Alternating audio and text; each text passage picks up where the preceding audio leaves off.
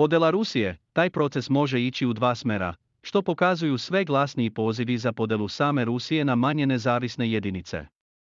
Dok ruski državni vrh mašta o oživljavanju velikog i jakog Sovjetskog saveza, ideja o podeli najveće zemlje svijeta dobija sve više pristalica, kako na zapadu, tako i u ruskim regionima. U posljednjim danima Sovjetskog saveza, bivši američki ministar odbrane Dick Cheney video je priliku da zapadni saveznici odu korak dalje, želeo je da vidi kako se Rusija raspada.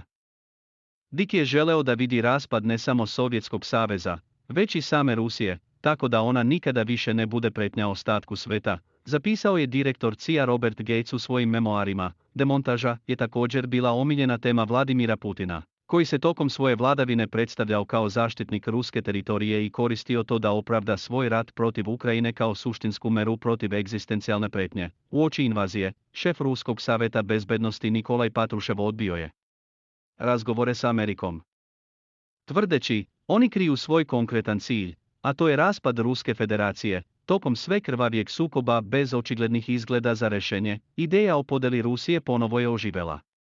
Jastrebovi u europskim istraživačkim centrima tvrde da je to i održivo i poželjno, a američki zvaničnici su izrazili podršku toj ideji. Ruski disidentski list, Moscow Times, nedavno je objavio kolumnu u kojoj predviđa da će rat dovesti do kraja same zemlje. Postoje i naznake pokreta za nezavisnost u ruskim republikama. Federacija se sastoji od 85 pokrajina, od kojih su 22 republike, od kojih svaka predstavlja različitu etničku pripadnost. Van su dobile autonomiju nakon pada SSSR-a. Međutim, manjine u republikama protestuju što im država pljačka resurse, a njihove potrebe zanemaruje. Rat je pojačao tu ogorčenost. Siromašnije provincije su pretrpele ekonomske posljedice sankcija i podnele su najveći teret ruskih žrtava u Ukrajini.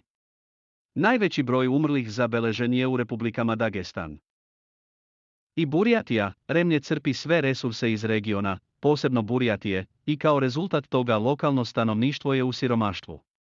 Danas Remlje koristi osiromašene Burjate kao topovsko meso, kaže Aleksandra Garmažapova, šefica novoformirane fondacije Slobodne Burjatije.